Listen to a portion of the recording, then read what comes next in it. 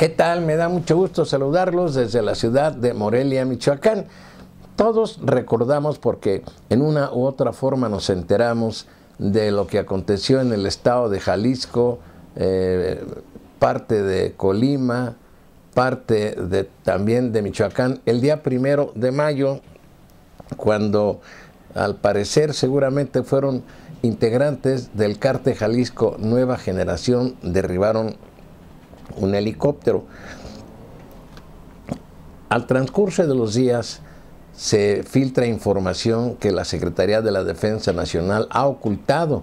Yo ya no he escuchado ninguna información de la Secretaría de la Defensa Nacional acerca de quiénes viajaban en ese helicóptero, qué es lo que estaban haciendo, porque no es lo mismo hacer trabajos o vuelos de reconocimiento o trabajos ya de precisión previamente estudiados y diseñados para la captura de algún personaje importante o de la delincuencia organizada, e inclusive hasta de altos mandos militares.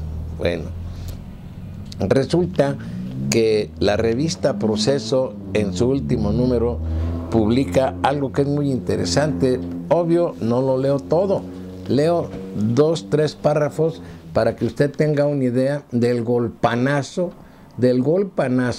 que el cártel Jalisco Nueva Generación propinó a las fuerzas más importantes del Estado mexicano o del gobierno de Enrique Peña Nieto. Bueno, la nota es de Arturo Rodríguez García y dice: cayeron los de élite.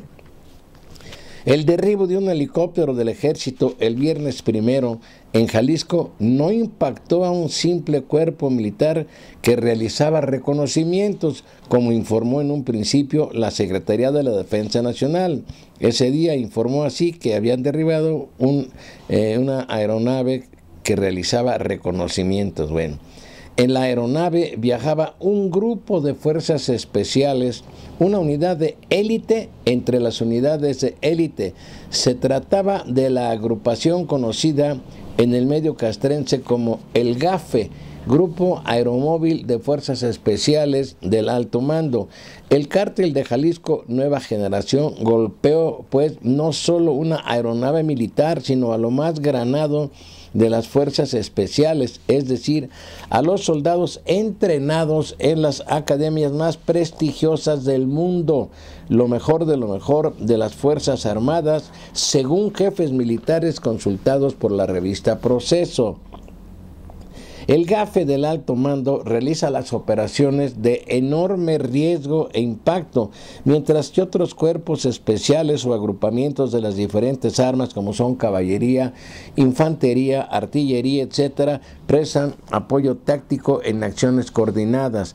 Esa unidad suele ser la encargada de capturar a los grandes capos del crimen organizado y tiene la capacidad para enfrentarse a escoltas que poseen un inmenso poder de fuego.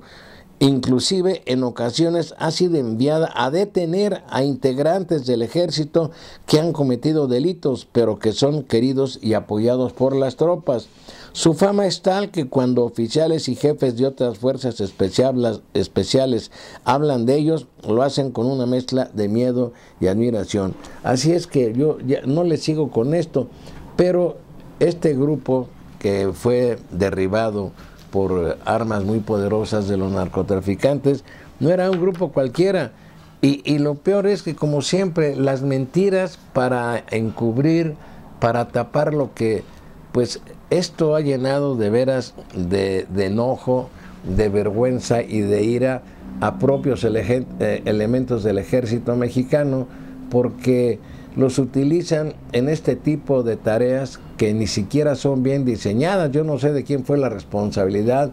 Hay otra cosa que se me olvida decirles. Este grupo del GAFE solo tiene 2 jefes. El presidente de la República, dependen directamente de él, y en ocasiones, evidentemente, el secretario de la Defensa Nacional, pero es un grupo que única y exclusivamente depende del presidente de la República, en este caso de Enrique Peña Nieto. El golpe fue brutal. El descontento que prevalece entre las filas del ejército, sobre todo de los integrantes de esos grupos adiestrados para estos trabajos de riesgo y de precisión, pues están molestos. Yo no sé qué fue lo que pasó, porque además no han explicado si los delincuentes, o sea, los grupos presuntamente del cártel Jalisco Nueva Generación, por quienes fueron informados de que se iba a llevar a cabo este tipo de operativo, que repito, no es un trabajo de reconocimiento, fue un trabajo de precisión, presuntamente para capturar a un solo personaje, fundamentalmente al Mencho, que es un cártel que ha cobrado un gran poderío. Inclusive, no sé si lo dije la vez anterior, sus dominios se extienden hasta el puerto de Veracruz y amplias zonas del país. Recordará usted que hace ya algunos años, no me acuerdo, 2 años o 3, asesinaron a un grupo de los Zetas y casi desnudos los fueron a tirar en una zona muy céntrica del puerto de Veracruz. Los llevaban en un camión de volteo y en un lugar sumamente transitado.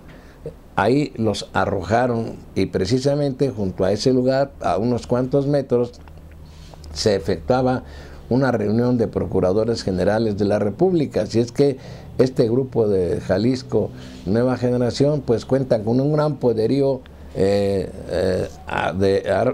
bélico, un gran poderío en armamento, y además pues me imagino que están sumamente organizados y que les filtran información a cambio de pago, de sobornos, yo no sé, pero ellos saben qué es lo que va a pasar en un momento dado.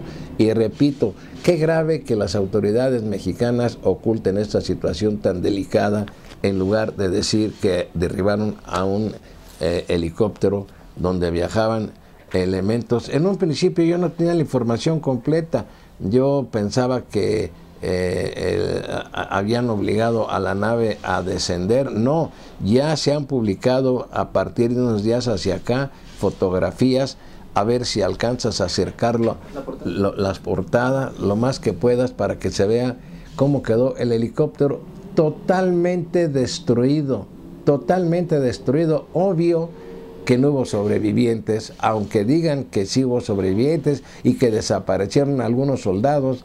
Es evidente que todos han de haber muerto ahí, los que viajaban en ese helicóptero. Y como siempre la información, yo creo que con eso es suficiente, Gustavo. Yo creo que como siempre la información oficial oculta tantas cosas, pues no cree uno que hayan muerto tan pocos.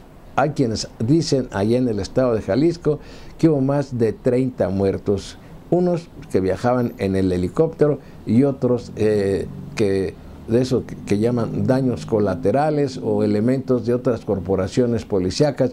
No lo sabemos con precisión porque, repito, nunca nos dicen la verdad.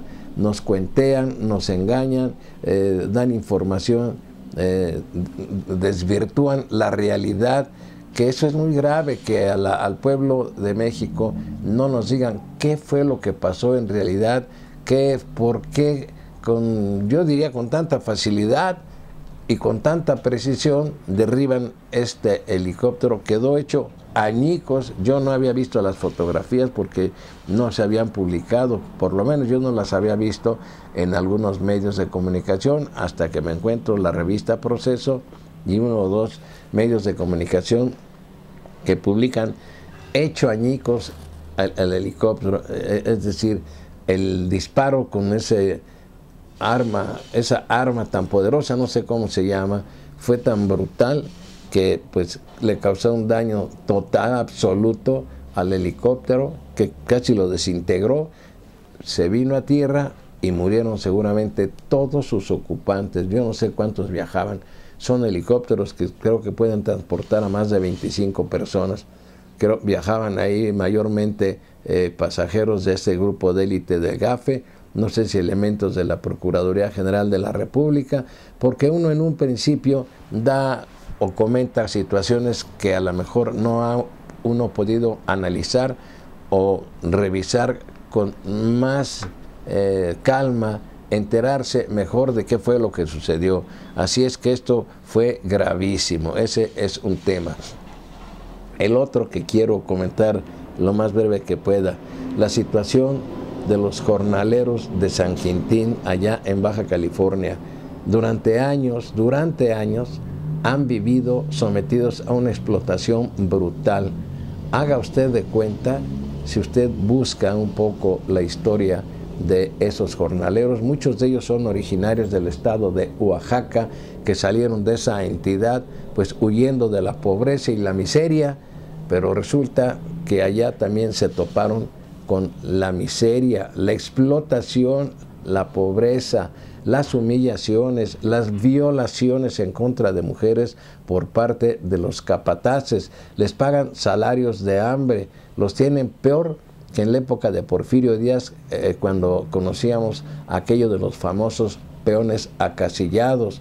Con lo que ganan no alcanzan a sobrevivir, ni siquiera para alimentarse con los productos más elementales. Durante años protestaban, nadie les hacía caso a estos jornaleros, que son muchos, son miles de jornaleros. En tanto, los grandes hacendados, los dueños de esos campos de cultivo de brócoli, de zarzamora, de pepino y de otros productos, ganan una millonada de pesos porque todo lo venden en dólares, lo venden casi a empresas norteamericanas por conducto de una comercializadora evidentemente norteamericana.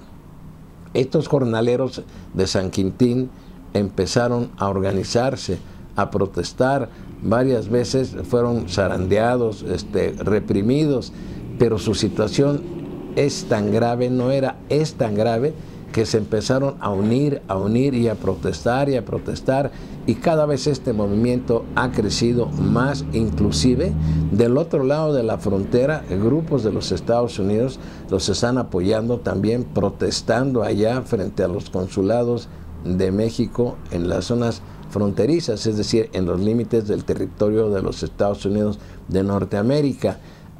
Aquí en nuestro país, el gobierno, lejos de buscar una solución justa, habían enviado, porque el movimiento creció tanto, trascendió las fronteras de nuestro país, que el presidente de la República mandó a su amigo, el subsecretario de Gobernación, señor Nava Miranda, aquel que compró un terreno de más de 60 millones de pesos en las lomas de Chapultepec, nada más el puro terreno, que aquí lo comentamos, imagínense, y la construcción de la casa que va a ser usada, costar otros 60 millones de pesos. ¿De dónde sacan ese dineral? ¿De dónde sacan tanto dinero? ¿Quién sabe? Yo no creo que lo hagan de su salario. Bueno, lo mandó a él para tratar de negociar, porque el gobernador de apellido de la Madrid, de allá de Baja California, pues es un inepto y obvio está aliado con los grandes grupos empresariales que tienen extensos campos de cultivo para sembrar todo ese producto que venden a empresas norteamericanas. Pero lejos de encontrar una solución, según declaraciones de uno de los dirigentes de Nuevo Copala, se llama una zona de allá, Nuevo Copala, al igual que una zona de Oaxaca, así se llama.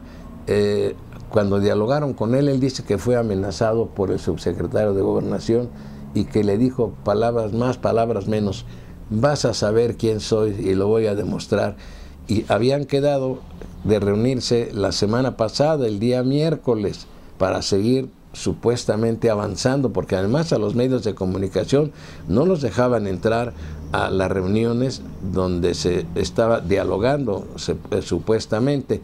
Y hasta que terminaba la reunión salían los jornaleros, entonces ya daba una conferencia el subsecretario de Gobernación diciendo también puras mentiras, diciendo que estaban avanzando en las negociaciones, que el gobierno de Peña Nieto buscaba una situación justa, equitativa para estos trabajadores explotados.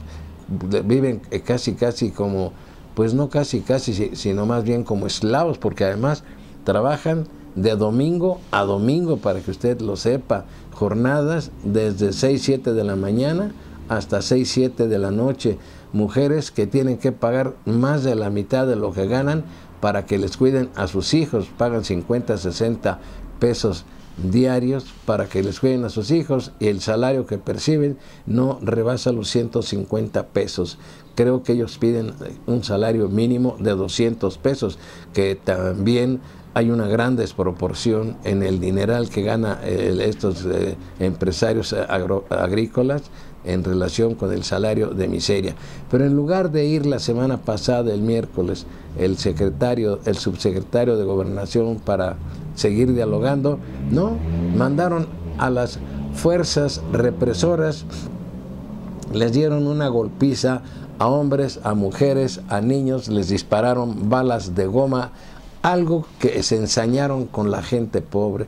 Uno no debe de permitir, por lo menos no hay que dejar de comentarlo. No es justo que nos quedemos callados. Yo no digo que vayamos hasta allá a defenderlos, tenemos nuestras responsabilidades, pero sí comentarlo. Mi obligación como analista o comentarista de esta página de Claridades de Michoacán es señalar y exigir que del gobierno no surja tanta crueldad, tanta humillación, sobre todo para esos grupos marginados, esclavizados, y además de las golpizas que les dieron, hay muchos lesionados. Claro, el gobierno, los boletines de prensa hablaron que eran 6 o 7, no, hay mucha gente hospitalizada, lesionada, otros detenidos, y nada más le voy a poner un ejemplo de la forma como se ensañan.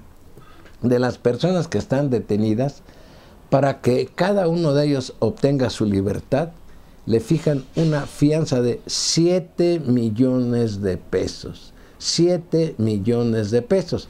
Y esto se lo comparo porque el hijo del exgobernador de Michoacán, Rodrigo Vallejo Mora, que estuvo privado de su libertad por aquellos videos que se difundieron donde estaba platicando con la famosa tuta, estuvo detenido un tiempo en el penal de Santiaguito, en el Estado de México. ¿Y sabe usted cuánto le fijaron de fianza para que obtuviera su libertad? Y lo puede usted consultar: 7,000 pesos. 7,000 pesos. Es decir, unos que pudieran estar comprometidos, inmiscuidos en actividades ilícitas, graves, porque pues el combate a la delincuencia organizada también es terrible, en contra de unos, no crea usted que en contra de todos. Combaten a unos para limpiar el camino a otros grupos, y a los que luchan por mejorar sus condiciones de vida, sus condiciones salariales, sus condiciones de higiene, de salud, eso les esperan. Los garrotazos, los toletazos, las balas de goma, las golpizas, los patearon en el suelo, hay gente en el hospital. Esto no es justo, de veras no es justo. Por eso digo que debemos por lo menos platicarlo con nuestra familia, comentarlo, que nuestros hijos se enteren de lo que pasa. Y agradezco los mensajes que nos envían.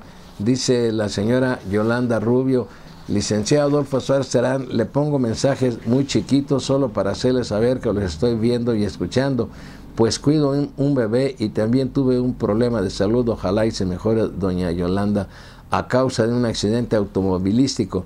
Me estoy recuperando bien, aún así no me pierdo de sus publicaciones, con un gran análisis que usted da a todos los temas aquí tratados, con un lenguaje muy extenso que nos da desde diferentes ángulos, el intelectual, el humano y el que podemos entender con esa sencillez que lo caracteriza. Aprendo grandes lecciones con usted y su familia. A mí en lo personal me hace sentir una gran admiración como catedrático, pero también como una persona muy sensible ante el gran problema que sufre nuestro país, y lleva y levanta su voz para defender a los desprotegidos, quienes no lo pueden hacer. Por eso y muchas cosas más que me inspiran a amar y valorar mis raíces que pensé que había perdido. El amor a mi tierra que me vio nacer lo había olvidado. Gracias, Señor. No, gracias a usted, doña Yolanda. Gracias a usted. Tengo entendido que usted es de Ciudad Hidalgo, Michoacán. Gracias. Aquí Luis Alfonso Ochoa Chávez también nos envía otro mensaje. Déjeme encontrarlo. Dice Luis Alfonso Ochoa, dice: muy querido profesor y licenciado Suárez, hoy se refiere al 10 de mayo, le ruego tenga bien saludar de parte mía y de los suscriptores a su señora esposa, ello con motivo del Día de las Madres, mujer gentil, siempre con una sonrisa espontánea y amable, ¿cómo íbamos a olvidarla? Mis mejores deseos para la familia Suárez Terán, con respeto y reverencia. Muchas gracias, don Luis Alonso Ochoa Chávez. La señorita Grace, buenas tardes, licenciado Adolfo Terán. Como siempre es un privilegio escucharle sobre el calificativo hacia Enrique Peña Nieto. Pues, al menos le dieron el calificativo correcto, un hombre tan inepto como pasivo a la sensibilidad humana, importándole únicamente llenar sus bolsillos para que su familia se dé sus lujos de archimillonarios, además de solapar sus triquiñuelas de su gente que está alrededor de él. Qué pena con solo verle, me inspira enojo e impotencia. Le envío muchos saludos a usted y sus nietos, muchas bendiciones, cuídese mucho y gracias por su valioso tiempo. Pero antes de terminar, no quiero decir que aquí en Michoacán las campañas por la gubernatura del estado siguen a todo lo que da, pero sí se avientan toneladas de estiércol unos a otros. Bueno, pues es válido que se hagan señalamientos, no nada más deben de ser protestas. Yo estoy de acuerdo que un candidato le haga señalamientos a otros y sobre todo si tiene elementos de probanza. Mire usted, por ejemplo, hubo por ahí una declaración muy fuerte del dirigente estatal del PAN, Miguel Ángel Chávez, quien dijo que si el PAN, no, corrijo, el dirigente estatal del PAN dijo que si el PRD ganara la elección por la gubernatura, Casa de Gobierno, o sea, la sede de la residencia del gobernador, se iba a convertir en un prostíbulo, en una casa de citas. Así de simple lo dijo. ¿Por qué lo dijo? Pues quién sabe, por qué no sé qué le sepan a Silvano Aureoles. Dicen que porque hace unos días se publicó una fotografía de Silvano Aureoles besando muy calurosamente la mejilla de una mujer que pues tampoco me hace a mí mucha, no quisiera ni decir su nombre porque ni siquiera la conozco y a lo mejor nada tiene que ver porque dicen que forma parte de la delincuencia organizada esa mujer, que participó en secuestros, que estuvo privada de su libertad y que se sube hasta el helicóptero en el que viaja a veces Silvano Aureoles Conejo. Y dice, el PRI filtró las fotos de Silvano y Brenda Landa. Bueno, aquí ya lo dice La Jornada. Y Brenda Landa acusa al PRD. Luego viene otro, exhibe a Chon y a su familia. Tienen más de 60 propiedades. Es cierto, el candidato del PRI es un hombre multimillonario, y por ahí también le están sacando que en una época de parte de sus terrenos partió una nave que transportaba al Güero Palma. Eso me acuerdo que lo publicó ya hace algún tiempo el periódico Excelsior. Eso ahora se lo están sacando a flote. De que tenga 50, de que tenga más de 60 propiedades, pues habrá que saber cómo las obtuvo, ¿no? Si se efectúa alguna investigación, o ahí quedan más en puros lanzamientos de lodo y de estiércol unos a otros.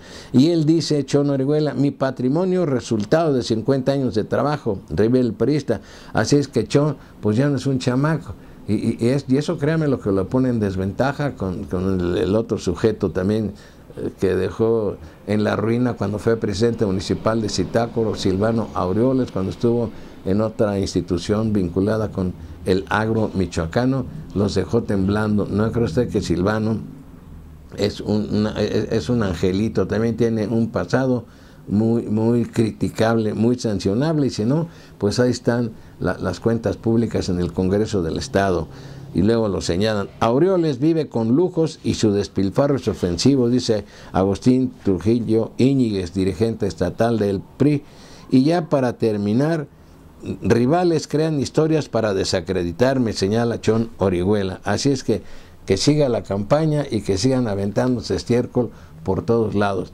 Pero lo curioso es que aquí ninguna autoridad actúa para investigar si estas situaciones son ciertas, son mentiras, son inventadas, quién filtra datos, porque el PRD está señalando que muchos datos que le filtraron al PRI en contra del PRD, sobre todo esas fotografías de Silvano con esta muchacha besándola, partieron de la Procuraduría de Justicia del Estado de Michoacán, que se las entregaron a un sujeto que fue secretario de Turismo en el régimen de Fausto Vallejo, el señor Roberto Monroy, que por cierto ahora es el coordinador de comunicación social de Chon Orihuela. Y me da mucho gusto saludarlos y gracias por sus mensajes. Y no dejen de hacer, ¿qué dices, Gustavo? Like. Comentarios, like, suscribirse. Comentarios, like, suscribirse. Muchas gracias y gracias a Gustavo que me ayuda.